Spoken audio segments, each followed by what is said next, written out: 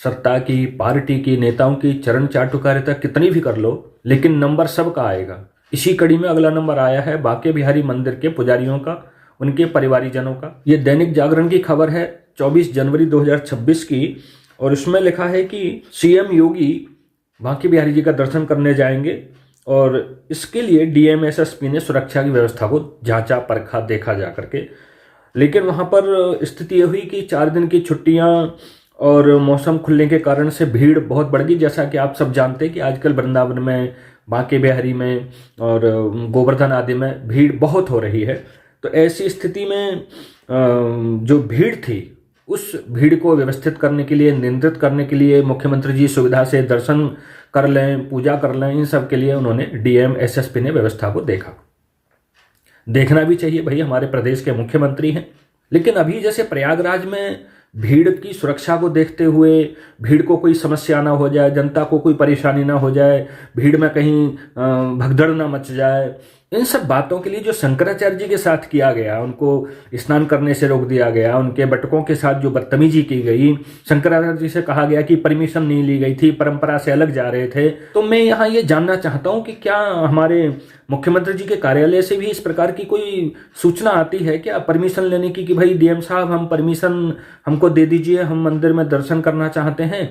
और फिर डीएम साहब ये सब बातें देखते हो कि भाई हमारे मुख्यमंत्री जी की वजह से जनता को परेशानी नहीं होनी चाहिए, जनता को रोका नहीं जाना चाहिए, क्योंकि मंदिर तो सभी के लिए है। ऐसा तो हमने अभी बार देखा ना कि डीएम साहब को और मेला प्रशासन के अधिकारियों को बड़ी चिंता थी इस बात की कि परंपरा से अलग कुछ नहीं करने दिया जाएगा, परंपरा से अलग हो रहा था और जनता में भगदड़ मच सकती थी, जनता के लोग परेशान हो सकते थे। तो जैसी कि सूचनाएं भी मिल रही हैं लगातार कि मथुरा में, वृंदावन में, बांके बिहारी में, गोवर्धन जी में अटूट भीड़, पैर रखने की जगह नहीं मिल रही है। ऐसी स्थिति में क्या ये परमिशन और ये परंपरा की चिंता डीएम साहब को, एसएसपी साहब को हुई होगी? अवश्य हुई होगी, क्योंकि हमारे मुख्यमंत्री जी तो बड़े ही शांत और सुव्यवस्थित व्यवस्था को संभालने करने वाले हैं, ऐसा हमको लगता है। लेकिन इसके अगली जो बात है वो महत्वपूर्ण है, और अगली बात ये है कि जब मुख्यमंत्री जी आने ही वाले थे, उसी समय पर मंदिर की जो सेवायत गोस्वामी लोग थे और जो उनके परिवार के अन्य लोग थे, महिलाएं थीं, अन्य भी जो भी होंगे, उन सबको दर्शन करने से या सेवा के कार्यों से अथवा उस स्थान से अलग कर दिया गया, हटा दिया गया, रोक दिया गया। गोस्वामी सज्जनों ने इस विषय में वीडियो भी जारी किया है और प्रदर्शन भी किया है, वहां पर अपना विरोध भी रखा है। वहां के गोस्वामी सज्जनों ने एक बात बहुत विचित्र कह दी कि भैया जब शंकराचार्यों के साथ ऐसी घटना घट सकती है तो हम लोग हैं ही क्या।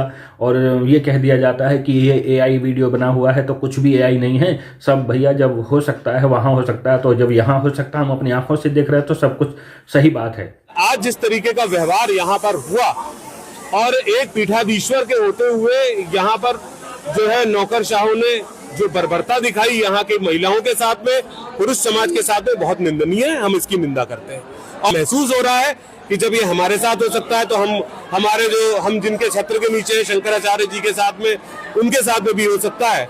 तो ये निश्चित तौर पर उसमें सच्चाई रही होगी, कोई एआई वीडियो नहीं है, क्योंकि आज ये सब चीजें हमने अपनी आंख के सामने देखी। ये अपने आप में बड़ा गंभीर है कि एआई जनरेटेड वीडियो या फोटो कह करके आप सच्चाई को छुपा नहीं सकते, नकार नहीं सकते, दबा नहीं सकते। आज नहीं तो कल सत्यता बाहर आ ही जाती है, लोग समझ ही जाते हैं।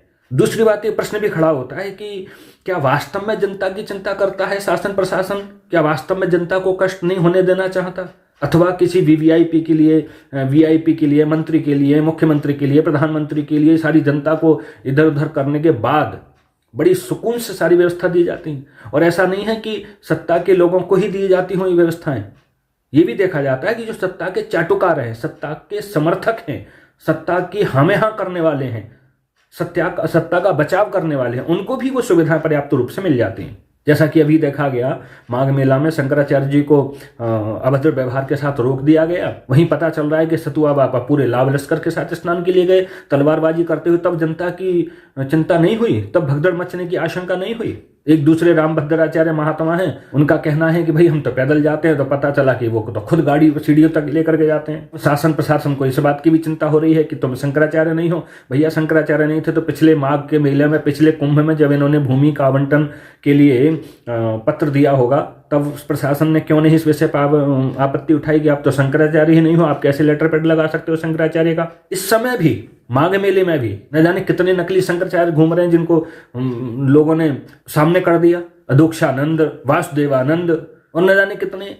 शासन प्रशासन को उनकी कोई चिंता नहीं है। गलत को गलत कहने का अपराध कर दिया शंकराचार्य अभिमुक्तेश्वरानंद जी ने, तो उनसे पूछा जाएगा शंकराचार्य तुम कैसे बन गए। कोई वीआईपी वीवीआईपी आ जाए उसको परमिशन लेने की जरूरत नहीं है, चाहे वो किसी भी मंदिर में जा सकता है, कहीं भी स्नान कर सकता है। कहा यह जाता है कि कानून सबके लिए समान है।